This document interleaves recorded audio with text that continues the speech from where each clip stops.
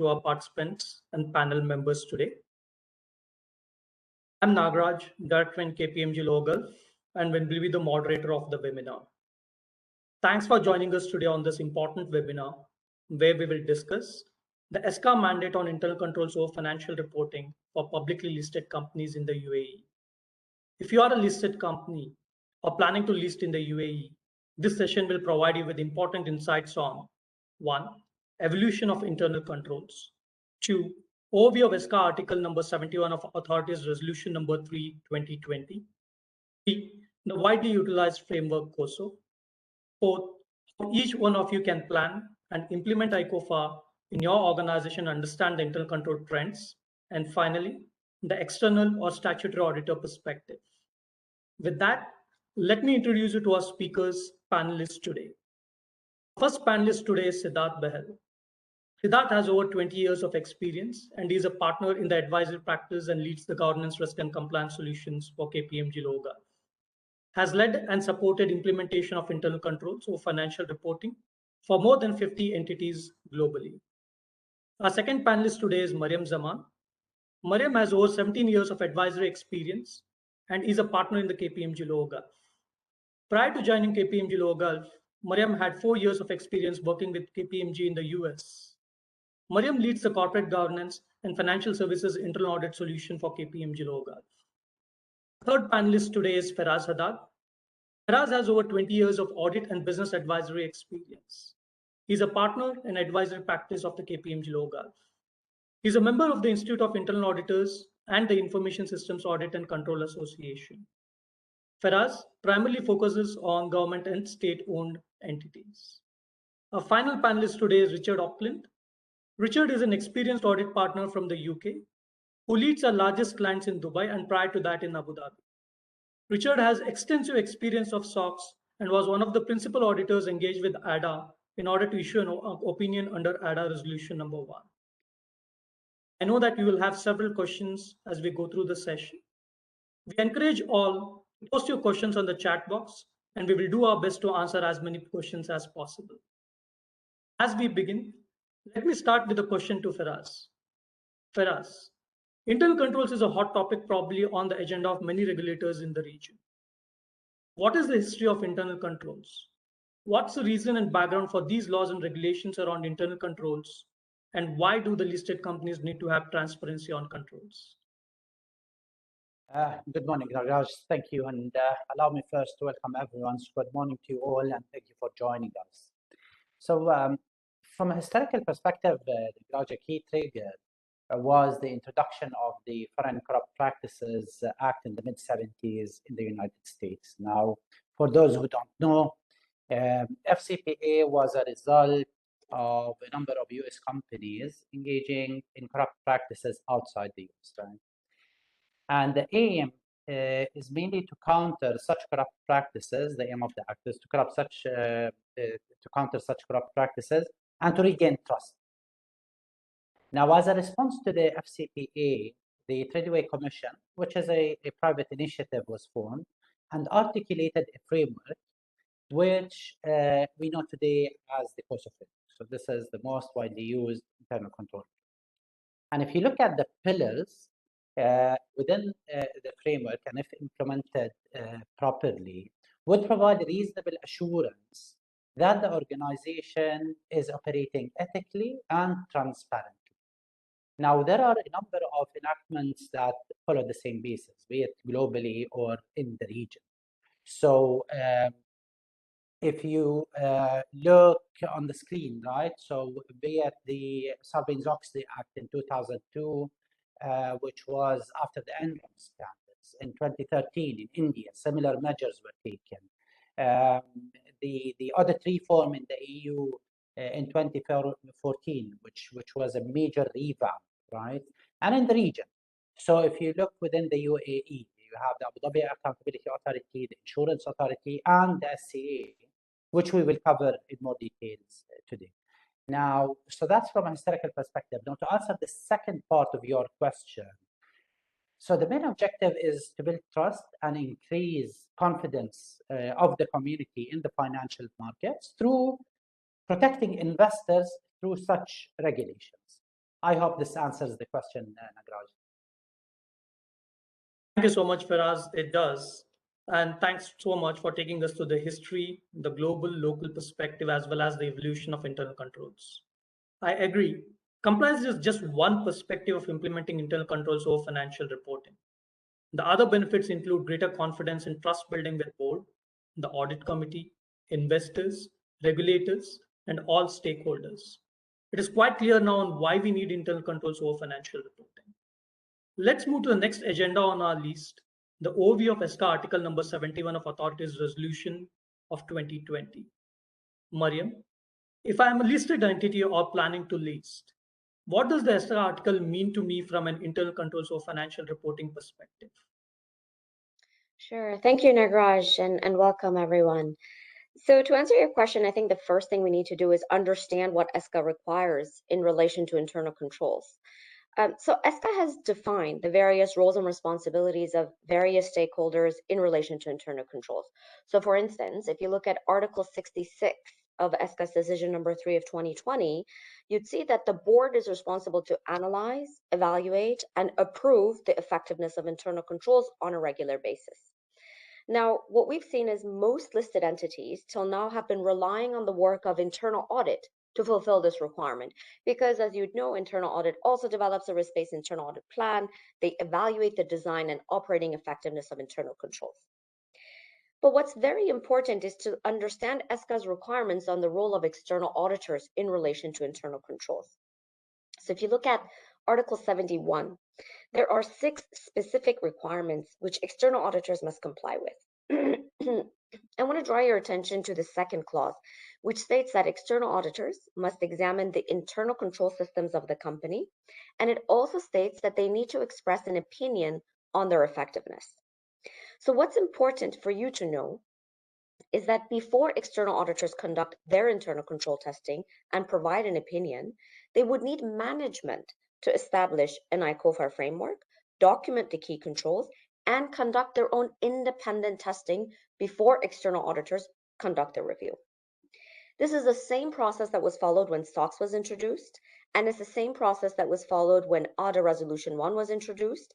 And it's the same journey that, this journey has taken approximately 4 years for some of the auto-regulated entities to fully comply with, but it's one in which we need to start preparing for.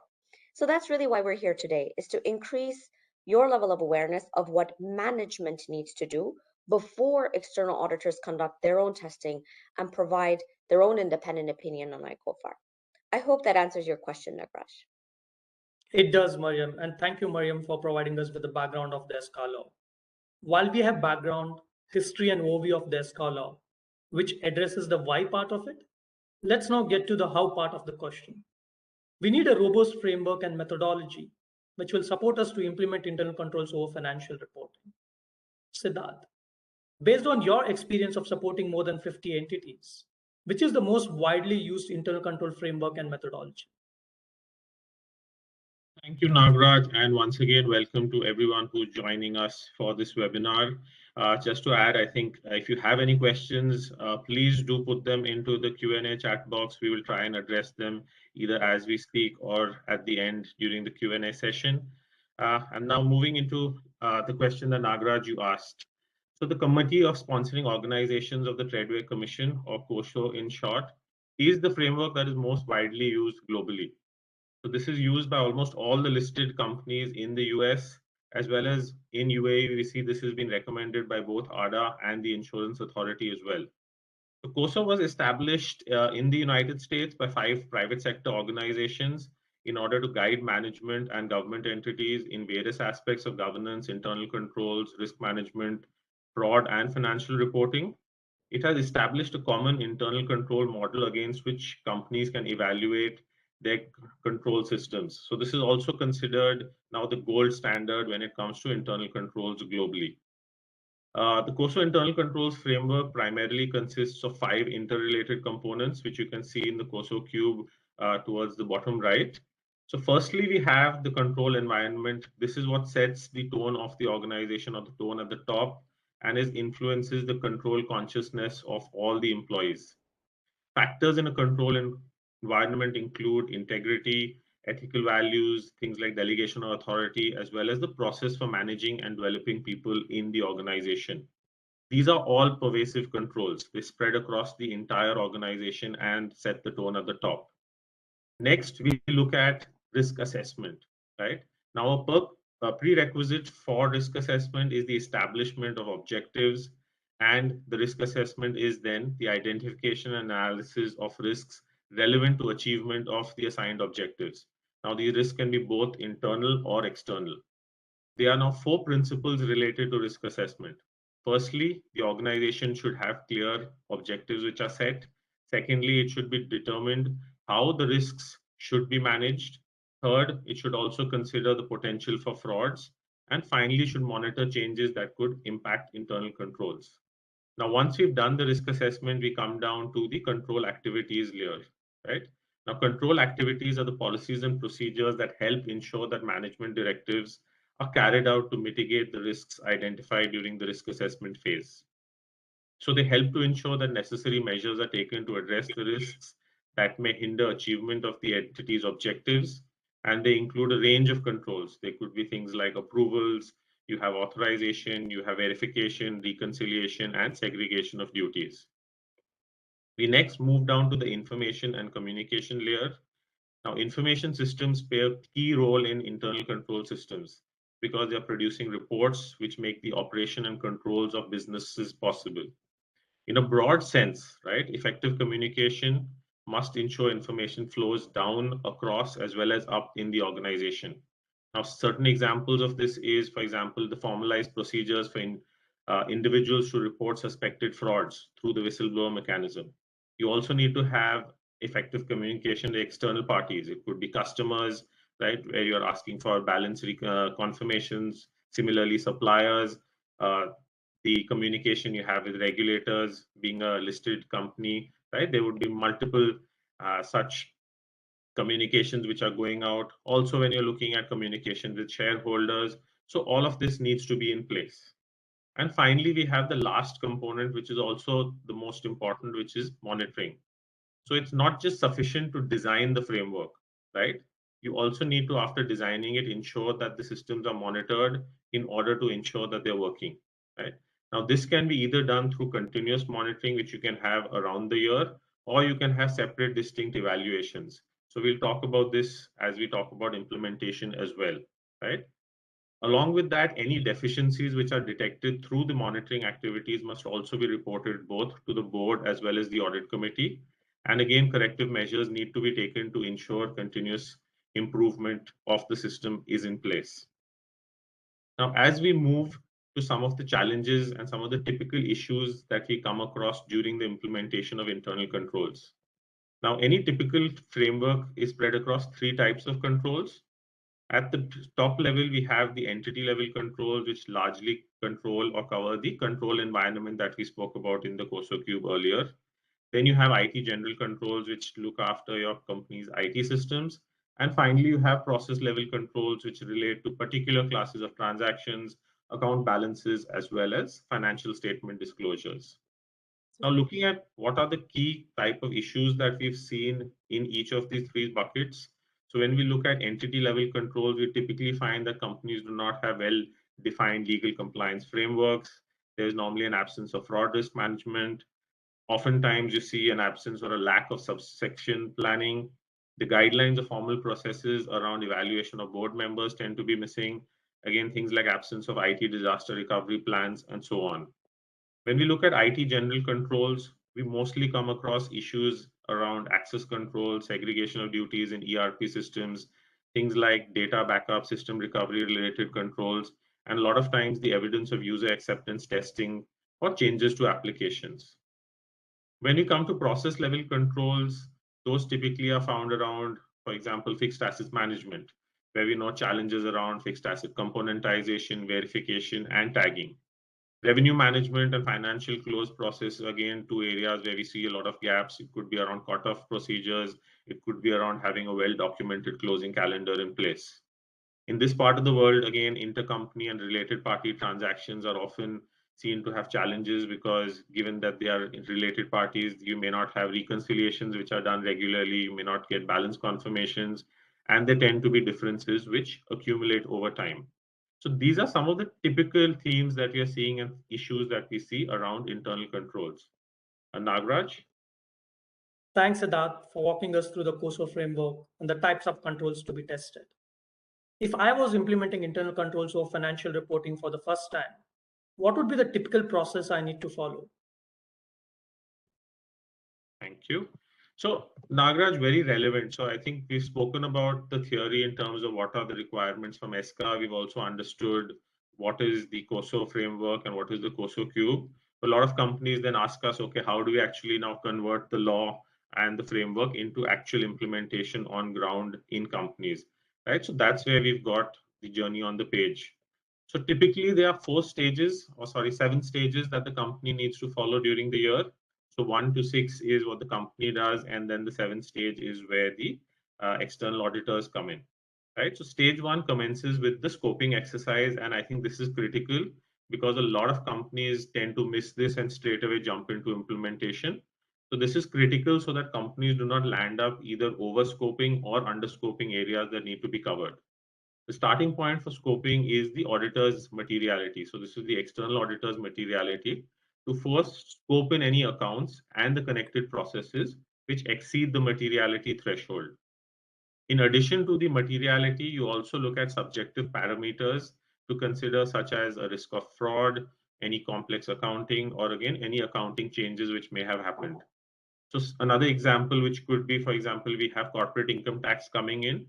So CIT would become a key process in 2023. So in 22, it need not be scoped in, but in 23, this is going to be a significant change.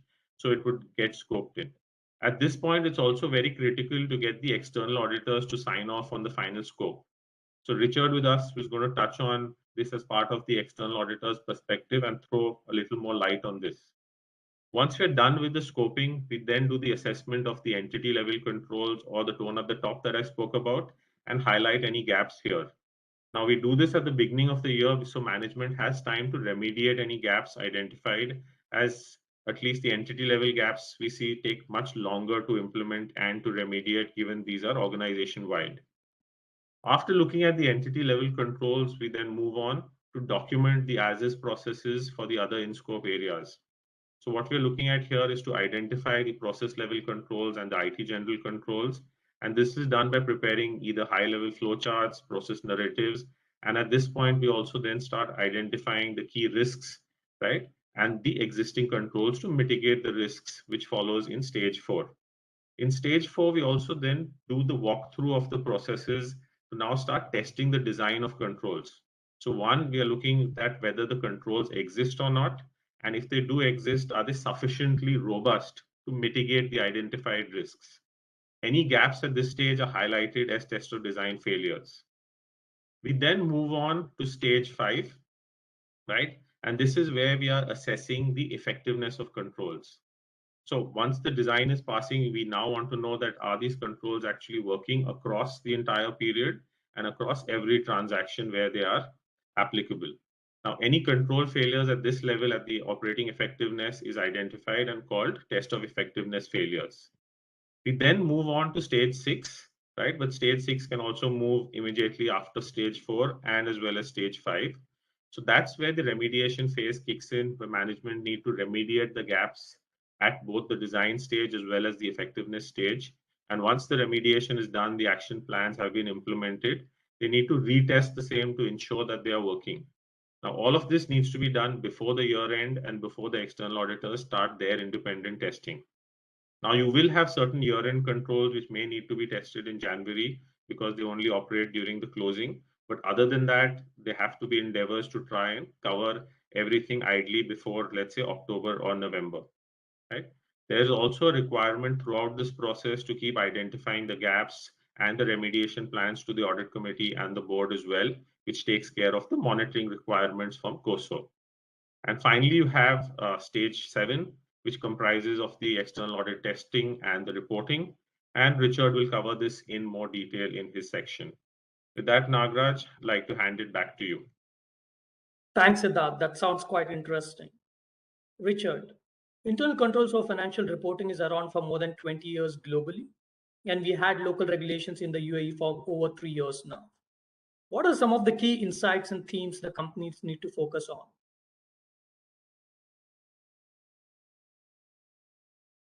Thank you, Nagaraj.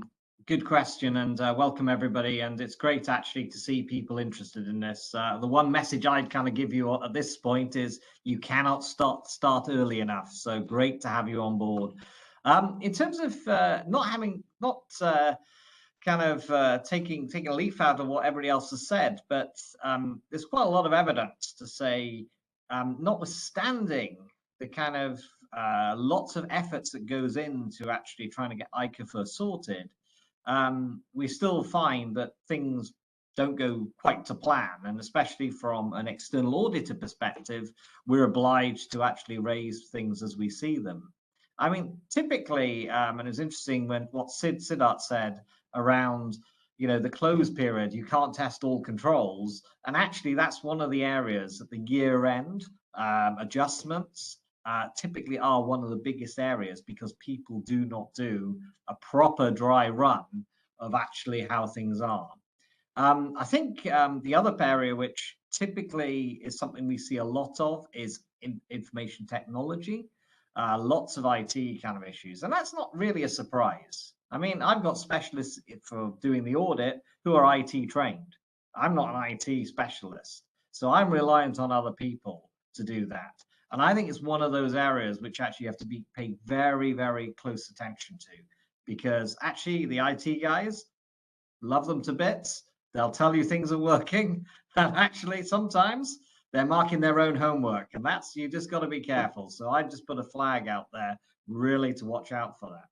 And then you kind of get into things like, you've done a set of financials, and you've got your P&L, profit and loss account, you've got your balance sheet sorted, you've got your cash flow okay, but you forget to put the business acquisitions note. You forget to put the contingencies note. As an external auditor, I'm obliged to raise that as an omission disclosure, and that's going to go on to your kind of control failing. So those are the kind of areas. And then you get into probably root cause as, well, why is this happening? And often it's whether you've got the quantity of people, whether you've got the right people with the right skill set. So actually the accounting personnel resources piece is something which actually comes up. So again, this is a great exercise to start now to say, have we got the right people? Easy to say, really actually quite difficult to kind of completely change your finance function just because of ICOFR. But it's something I would certainly keep my eyes open to as you go through this journey. Over to you, Nagraj. Thank you so much, Richard. That was quite insightful. It is easier said than done, and from our experience, there are a number of challenges that entities face while implementing end-to-end internal controls over financial reporting. Mariam, as per your experience of supporting multiple entities in getting over the line for ICOFR implementation, what are some of the typical challenges faced by the companies? Sure. I think it's a very valid question, and we all need to be mindful of it. In our experience, I think the first and foremost challenge is just lack of awareness around what internal controls are, what are the regulatory requirements. And this challenge is not only at the process owner level, it actually starts all the way from the top, from the board to the audit committee to the senior management team. And so the best way to really tackle that challenge is to run awareness sessions for all the layers that I just mentioned to make sure that they understand what is the purpose, why are we doing this, what do the regulations require us to do, but more importantly, what are your specific roles and responsibilities in relation to internal controls? Because the board has certain responsibilities, the audit committee does, senior leadership team, as well as process owners. So the more they're aware of this, the easier it is for you to actually go ahead and implement it. So that's the first challenge.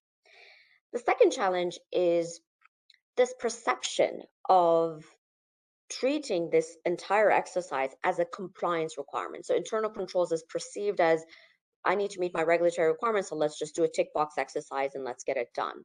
And unfortunately, that perception will not really allow you to get the most value out of this exercise. So in my personal opinion, and I'm sure this is shared by all of my panelists today, internal controls can definitely be a heavily value adding activity. But the best way in order for you to do that is when you're scoping for your ICOFR. When you're implementing the ICOFR framework, you should also be treating it as a value adding exercise by making sure it's not a tick box exercise, which means you need to be looking out for process efficiency improvements. You need to look at for areas of allowing for more process consistency across the organization, potential cost saving opportunities. All of these are internal controls. So if the management sees it in that way, if you do your scoping in that way, it absolutely does add a lot of value to the organization. The next key challenge is around whether you have sufficient resources and the right skill sets in-house to be able to do this. In fact, I'm going to take this opportunity to answer one of the questions which was posed in the QA, which was, is the management testing supposed to be done in-house or is it supposed to be done by a third-party consultant? So the regulations do not define who should be doing this. Obviously, it is a management responsibility. You may outsource this ICOFR implementation exercise to a third party if you do not have sufficient resources or the right skill sets. Our view on this is, I mean, based on our experience in the beginning, if you don't have anything set up, you already have your day-to-day roles and responsibilities in an organization, it makes most sense for you to leverage off of the support of a third-party service provider. Having said that, your end ambition ideally should be to have an in-house team that does this on behalf of the management in the long run. So when we were doing this for ADA, and as well as when I was doing this for SOX implementation, in the first year, it was almost always outsourced. In the second to third year, we started having a shadowing program where you nominate individuals within the organization to shadow the consultants, to learn from them. You already have your templates, you already know how to assess materiality, what the key risks and controls are. It's a matter of refining it year after year. So it's in the first 2 years where I'd say a lot of the heavy lifting needs to happen. So you may need to rely on a third-party service provider to support you. The other question asked in the QA was, if it is going to be done in-house, even in the long run, which function should it ideally sit in? And I think the answer to that question really depends on the complexity of your organization, how many different, your manpower, etc. So it can go anything from having this function sit within your finance department or your finance function, because I mean, ICOFR in itself, a lot of the controls are in relation to financial controls in any case. But in the long run, especially if you want to implement the full-fledged COSO framework, you need to look at operational controls as well. You need to look at regulatory compliance controls as well. For larger, more complex organizations, we've seen a separate internal controls function that directly reports into the CEO. So they become a very, it's a very prominent function within the organization that's really the enabler of the CEO to make sure that he or she has appropriate controls across the entire organization. So that's the third challenge. Now, the fourth one is what we've noted is different organizations were using different methodologies for ICOFR. They were using different templates for ICOFR, and sometimes this resulted in having more ambiguity with your external auditors and a lot of back and forth with them. So our advice is to make sure from the early onset of the implementation of the ICOFR framework, engage with your external auditors. Make sure they're on board with you in relation to your methodology, your scoping, your materiality threshold, even the templates that you're going to be using for process narratives, your risk and control matrices. The earlier on you engage with external auditors and obtain their confirmation and guidance, the easier and more efficient it will be when they come in to do their own independent testing. So Nagraj, these are some of the key challenges that I've personally faced over the past few years, which I thought would be useful for the participants to be aware of. Thank you so much, Miriam. While there are practical challenges and solutions that you walked us through, thank you so much for that. This brings us to our last topic on the agenda today. We have been hearing about internal controls of financial reporting journey from a management perspective. Let's also get some perspective on how the auditors look at it or perceive it. Richard, is it any different on how auditors perceive internal controls and how the management needs to work towards to meet the requirements? Yeah, I mean, we got different setups, and I think it's a really good question. I mean, ultimately, we're all trying to get to the same place. I'm a great believer in win-win or lose-lose, and you don't want to be in the lose-lose camp. So management, they've got to design, implement, and maintain internal controls, and that's throughout the entire period. They've got to select and then apply the accounting policies, etc. As auditors, we need to be able to say we provide reasonable assurance that the controls have been operating in all material respects. And so it's a slightly different lens. And actually, I think Mariam and Siddharth have actually kind of set it out quite well. This really is benefiting your firm if it's done properly. This should not be seen as a compliance exercise. That would be purgatory. So I think this should be benefiting the firm to actually set this up properly. And then if you do it in that mindset, I think it makes it so much easier for the auditor to come in, because you're working pretty much together to actually move things forward. I mean, somebody put on the question privately, what does actually you have to do this? What periodicity does the actual law say? I.e., do auditors have to look at this every year? I'm going to be the party pooper here, because unfortunately, yes. Once you start, the auditor is going to be giving an opinion every year. So it's really quite important as such. Another question we had is this process the same as SOX? SOX is an interesting dynamic, and Mariam and I have probably done quite a bit of SOX in the past. I would say that this should be, and I think typically is in the UAE, a SOX light.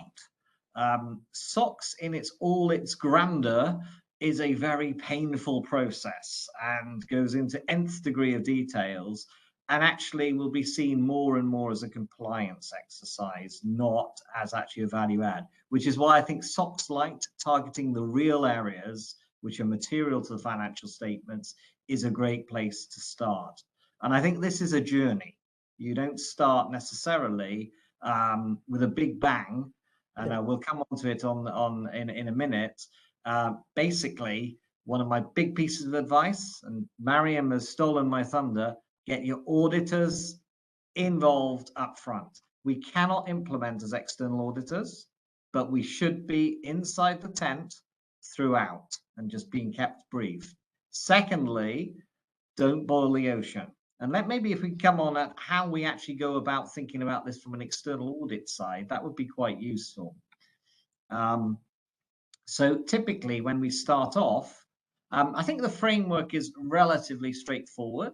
And I think, as Siddharth quite rightly said, and Firaz alluded to, I mean, COSO, most people use, it's the standard. That's not to say you can't use something else. It just makes it a little bit more interesting about whether that's ticking all the boxes, but it's not to say it's wrong. Effectively, materiality, and I think it was said, you need to use, the materiality is not a company issue or not a client kind of company issue. That's an auditor piece, Actually, you've got to get things right as a company. So, it's always very an interesting dynamic when people say to me, oh, we don't think it's material. And it's like, well, that's something I can use as an auditor, but I'm not sure it's something you should be using. So I think the one thing I would say on materiality is external auditors are a fickle bunch. I'm one of them, okay? So just be careful, because we might start off and say, we think materiality next year is going to be 100 million, say. The trouble is things can change. And actually, because of what we do, maybe it turns out to be 80 million. The one thing you absolutely need to do when you're scoping everything is not be in a position where you are designing all your controls to capture a materiality that is greater than your auditor, because that's retrofitting like anything after the event, and that is pain. So please, I would just be absolutely upfront with the auditors, external auditors, to make sure that you have plenty of bandwidth to work within materiality. As you go through, and as companies typically go through this, they always talk about processes. Oh, we got this particular area. And, maybe it's revenue, maybe it's investment valuation, which is something which is really big to financial statements. Before you even get into that, I've talked about it before. General IT controls, GITC. You've got to kind of do. They're fundamental. They're pervasive throughout the organization. Fraud processes, you've got to do it. Entity level controls, as Siddharth mentioned with the COSO cube, you've got to do that. And quite frankly, if you're preparing financial statements, you've got to actually have a financial close process. It's a separate process. So before you've even started looking at the areas within your that you're going to focus on that are potentially material to the financial statements, you've already got quite a bit to do, and that's important to know. And the challenge I think some organizations have is they do try to, what I call, boil the ocean. Oh, we're going to have to kind of document everything. I can tell you now, most organizations have thousands of controls, financial, before you even get into operational controls. And so to me, this is about being very targeted, because if you're not targeted, it's going to become very painful, very time consuming. And actually the business are going to say, why are you worried about petty cash? Why are you worried about prepayments? Where's that going to go wrong? So it's really important to get that sorted. I would start slowly and build up. There's nothing wrong, there's nothing defined to say you have to have 50 processes in scope. You could have 2. And so I think once you've done that, and to Mariam's point, as every step of the way, just keep the auditors in the loop, because actually get them on side. If they're not happy with the risk and control matrix that you're going to produce, have that talk through up front. The final bit I would say is external auditors are obliged to raise matters that they find. So actually it is imperative, in my view, that management effectively make sure they de-risk the amount of control gaps that Siddharth was mentioning when they do the testing, and remedy them. Because if you don't, the external auditor will raise it. And so actually there's a really important piece here, whether you've got a second line of defense, whether you're using internal audit as the third line of defense, that's a really important area. So absolutely get external auditor on board all the way through. Don't boil the ocean, and actually have testing as a central part of what you do. You get that right, you are going to make this a far more streamlined and efficient process. I hope that helps, Nagaraj. It does, Richard, for giving in the complete perspective, which very clearly says that please keep your statutory auditors as close as possible to ensure that you always meet the requirements they're looking forward to. So with that, it brings us to, let me summarize the session that we had from today morning and 4 or 5 key takeaway points. 1, the regulation is here. The earlier you start, the better. 2nd, stick to the tried and tested framework and methodology, which is the COSO framework. 3, it is a big change management process, journey, and get prepared for it now. Even though it is internal controls over financial reporting, it cuts across most department functions, processes across the organization, and not only the finance team.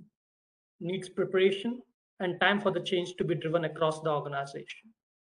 Don't view internal controls over financial reporting as only a compliance-driven exercise. An effective implementation of internal controls leads to cost savings, optimization, and efficiency of resources.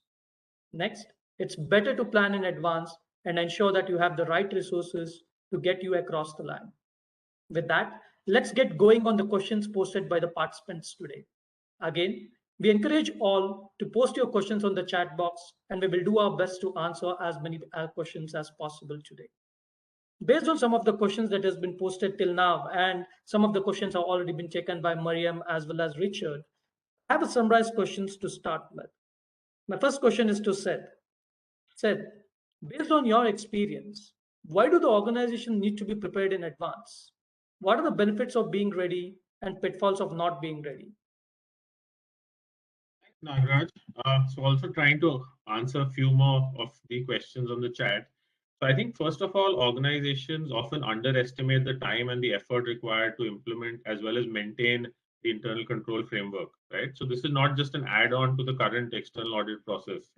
The auditors are no longer just looking at the correctness of the financials, but they're actually looking at all the key underlying controls over financial reporting. They're looking at fraud and compliance as well, right? So one of the questions was, how do you differentiate between the entire COSO versus what is required from internal controls and financial reporting? So yes, in the first year, second year, and even from a scoping perspective, we do ask companies to start small, focus on anything that can impact financial reporting, but then the fraud aspects and compliance aspects also come in. So what you can leave out is more from an operational perspective, more from, let's say, technical controls, quality controls, HSE related, so that you can still park. But we do see by year 2, year 3 for sure, companies start seeing the benefits of having all the internal controls and start pulling that in, right? But again, coming back to your question in terms of in the first years, so management also underestimates the quantum of control failures that are detected in the earlier years, right? So in my experience, we've seen even in listed companies within the region and globally, in the first year, anywhere between 5 to as high as 35% of control failures happen, right? And a lot of these can lead to qualifications. And in order to avoid qualifications, companies also need to give themselves sufficient time to remediate the failures. I think one of the questions also was, what if you do not have documented processes? Now, again, the way that the auditors will look at it, the way the management testing has to happen, if it's not documented, it doesn't exist. So you cannot basically say that the people understand the processes, the people know the controls, because tomorrow the person walks out, right? Where are you going to go to understand what was the process and what was the control? So that could be one of the basic requirements which will come in the first year, to say that all of them needs to be now be documented. Nagaraj, back to you. Thank you, Siddharth. Thanks for answering and also picking up the relevant questions which were related to that. Quick question to Richard. While Richard, you answered it one or the other way, but would like to actually descriptively hear from you on this. Does the management implementation and testing of internal controls give a greater assurance, comfort, confidence to the statutory auditors? If yes, how? I think some of the questions are also coming through around this. Yeah, I mean, I think the short answer is absolutely. If the testing is done properly and well documented, I think Siddharth made a very good point. To say, yeah, we've done all the testing, you can rely on it, is probably not going to work for external auditor. So I think absolutely management tests. I think not only does it actually have a beneficial piece to the auditor, but actually it also helps, because certainly when I have done controls testing as an external auditor for low risk controls and quite a lot of the medium risk controls, I can take quite a lot of management testing reliance. For high risk controls, where external auditor will always test, because by nature they're high risk. We absolutely have to make sure they're there, and that can be actually a really useful thing. And I don't want to say this too loudly, because my colleagues in external audit will hate me for it, but actually the more testing management does and the better it is, the lower the audit fee, because the external auditor doesn't have to do as much. So there is potentially really important kind of cost saving, if you want to look at like this. But more importantly, this is beneficial for the company. That's where the real power of this ICOFR work is. I think there's a couple of other points that I will. There's somebody who's asked about the ICOFR opinion will also be published along with the independent auditor's report. I think it's varied within the country. There is no requirement as such to say you have to do it at the same time. However, it is far more cost efficient. It is far more efficient from a governance perspective. And if you think about it, if you're signing off on a set of financial statements, say in March, mid-March, why would you put an internal control sign off in June? That doesn't make a lot of sense. So the one piece I would probably just caution is, as you set out on this journey and in the first year, you may very well have a practical expedient that you try and basically say, we've got too much happening in short notice, therefore we might delay some of that reporting. I personally think you should absolutely strive to get the internal control reporting and the financial statements signed off at the same time. Another slight kind of twist around that is why, you've already kind of looked at controls for the financial statements. So why do you need to do all this extra work? A lot of work in audit can be tested substantively without a reliance on controls. And so it's a really important differentiation, I think, for the people on the call, and I'm sure most of you understand this, is just because I sign off a set of financial statements, it does not mean your controls are operating effectively, because I may have got alternate evidence for the work that we do for financial statements. All in all, and to your point, Nagaraj, do we take reliance on what management testing? Yes. And the better it is, the better it is for all parties. Yeah. So I think that's a really important point. So hopefully that answers that question. It does, Richard, and thank you so much. While there are related questions coming up, which I'll pick it up in later, my next question to Mariam is based on our attendees today, is that there is a certain cost associated with implementation of internal controls. Does the benefit supersede the cost investments? While I had the second part is, or is it only a compliance-driven exercise, which you have answered, Mariam? So probably we'll just stick to the first part of the question today. Sure. You rightfully mentioned, of course, there will be a cost associated with it. It takes the time of management, potentially if you're working with third-party service providers, etc. Now, whether you're going to reap the benefits or not heavily depends on how you actually scope the ICOFR implementation project, right? If you're going to boil the ocean, as a lot of organizations did for SOX, and as Richard alluded to earlier, it will be very difficult because you're going to be documenting all thousands of controls, testing so many controls, and at the end of the day, they may not be adding a lot of value to the organization.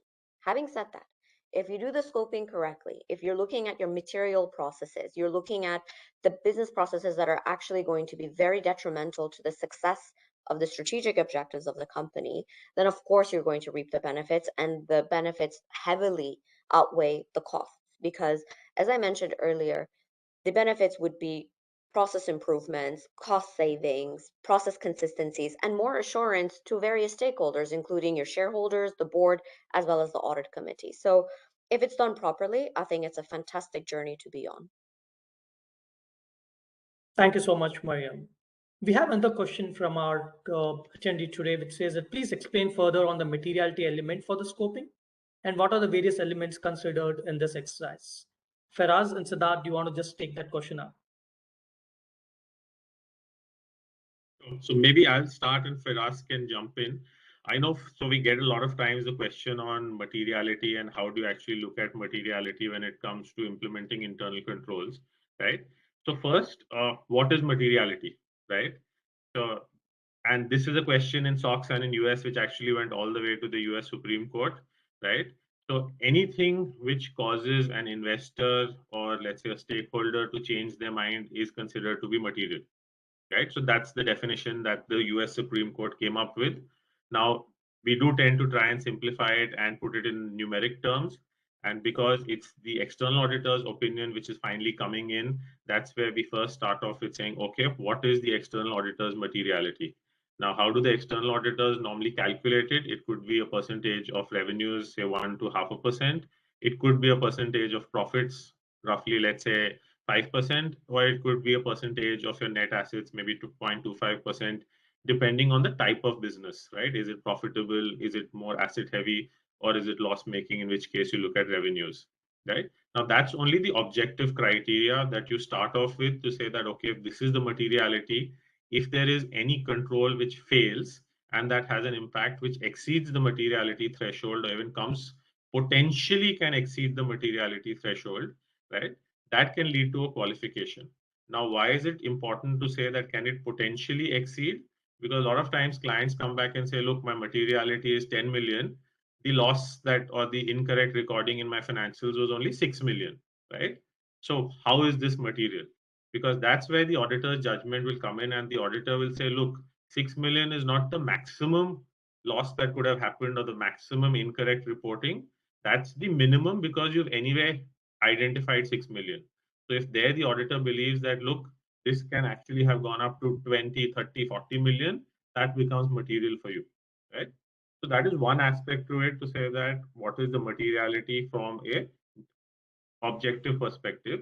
You also have subjective areas, right? So like I mentioned, you can look at anything which could increase the likelihood of fraud, right? So if you do not have anti-fraud mechanisms in place, or let's say you actually detect a fraud.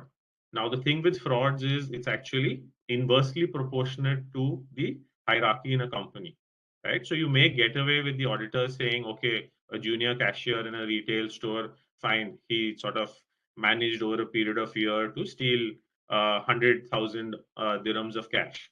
Now, that may not be material versus, let's say, you identify a C-level person or a C-suite person, right?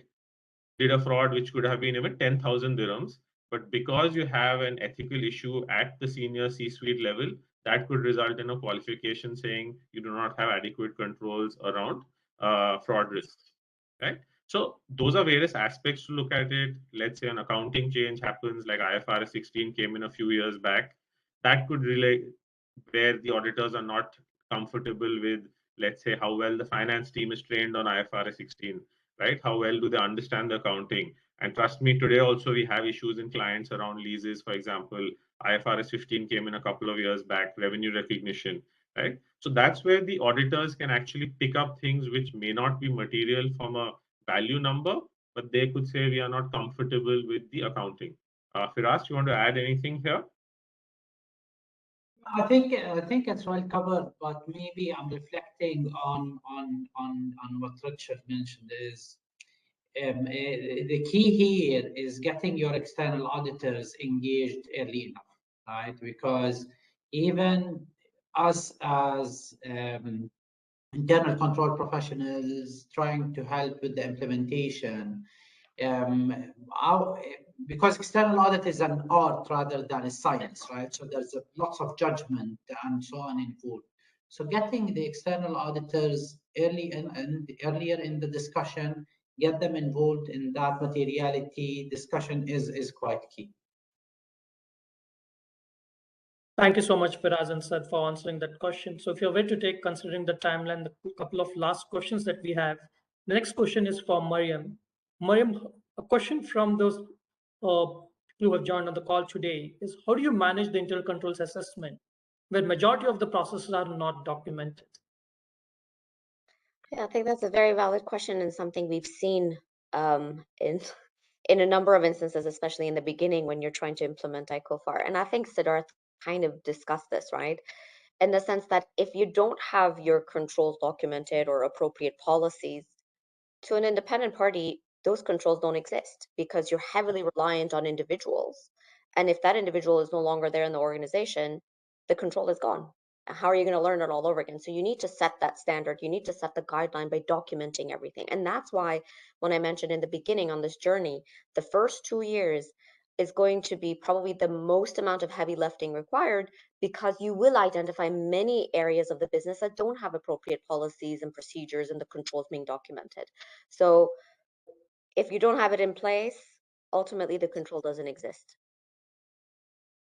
Thanks, Mariam, for answering that question. So documentation of controls is very important for you to start and begin with the internal controls journey. Final question to Richard today would be, one of the panelists has come back and asked this question on approvals and other controls are followed over emails. How would stat auditors see this as a control, and how we should help the management to improve on this? Yeah, it's great question. I think can I give the external auditor standard question or standard response, which is it depends. So I think look, to me it's how would the auditor see this as a control? I think possibly that's a slightly wrong way of looking at it in the mindset for this. I think that companies need to be assertive to say this is a control. This is how the control operates, and we are satisfied that this is actually operating effectively. I think there is then a question, and to Mariam, and I think Siddharth and Firaz have raised this, is if it ain't documented, it ain't done. And so where you get to is, how do you take those email approvals, and actually is that something you have to print out so the external auditor can see that? Is it something within a system which is an automated control? It's a 4 eyes kind of approval process. Again, we need the general IT controls to be tested. So there's a number of different layers to that question. But I think it's about, for me, the individual company being assertive to say this is a control. This is why we think it's a control. Document it within the risk control matrix. And then upfront, don't leave this to the very end where the external auditor comes in and says, we don't think that's going to fly with us. Get them looking at your risk control matrix as you go through. And I think it's a really important point that this is an iterative process. And quite frankly, the best implementations I've seen is where, you know, management have been obviously highly kind of involved throughout the organization, but the external auditors is on along the way, kind of giving the kind of, if you like, the white smoke to say, yeah, there's nothing to see here. We're happy with what you're doing. And I think that's really important because there are so many elements of the implementation, which as an external auditor, I can say, not so happy about. To the point around materiality, and I think the guys have touched it, it's material by number for sure, but there's things which are material by nature. And you don't want to be caught late in the game by the auditor saying, yeah, I know you've documented all this, but it's the C-level executive pay we're really worried about. It may not be material in numbers, but it's certainly material by nature. So yeah, I think it's, to me, it's that dialogue that you need to have. And don't be scared of the external auditor. If you are scared of your external auditor, then you need to call me, but that's a separate issue. Thank you, Richard. And I think one of the other important questions that we have is, again, for you, for which year end is the ICOFR opinion required for the first time? Is that one for me, Nagaraj, or? Yes, that's for you, Richard. I think that's, well, at the moment, the actual law is out there. I think the key takeaway that we have, and certainly the insights we have, is the law has to date not necessarily been something which ESCA have really enforced. I think, unfortunately or fortunately, depending on your view on internal controls, that relatively passive regulator position is going to change. And so I think what's really important is this is coming, it will be regulated, and therefore, for me, I think it is time now to get this journey started. Because if the regulator says, actually, you've got to give ICOFR next year, 2023, or possibly 2024, that 2023 is not enough time to do this properly. Even if it's 2024, you need to be starting now to de-risk this process. So can I say exactly? Technically, I think it's required today. It just hasn't been enforced. And I think there's a lot of good dialogue between ESCA, the Big Four, other kind of stakeholders to say, probably in the regulator's eyes, enough is enough. We need to move this forward. What are the blocks that are stopping people from doing this? And if you need more guidance, insights, let's have that conversation. So I think it's a really important piece that people do not think. Technically, I think it should be happening now. And I think it will be enforced very soon, certainly within our short-term careers, that short-term career kind of limit that we have at the moment. So I don't think you can kind of put this on the back burner for any longer. Thanks, Richard. Siddharth, do you want to add something to that as well? Yeah, I think just to add, so this regulation came out around 2020, and I think because of COVID, the regulators probably stepped back, but we are aware that ESCA has actually written to all the audit firms towards the end of last year, asking for the opinion. So technically, ESCA already believes that the market is behind. I think all the auditors are engaging with them presently. So as Richard said, it's already there. It's been, I think the regulator has, because of probably COVID, not pushed that hard, but as we are coming out of COVID, we are seeing the regulator stepping up the requirement. So if you ask me, this is something which was already required. So we need to be prepared, right? So that's where we are calling it preparing for the change. So my take is 2022 is applicable now. It was applicable 2 years ago, but it's definitely already applicable. And I think we will start seeing a lot more messages from ESCA on this. Sure. Thank you so much, Siddharth, for answering that. And thank you everyone for attending the session today. We look forward to hearing from you on any feedback and clarifications. Please do write to us if you need any further clarifications or want to get in touch with us. Have a good day. Thank you, everyone. Thank you, Nagaraj. Thank you. Thank you. Thank you. Thank you.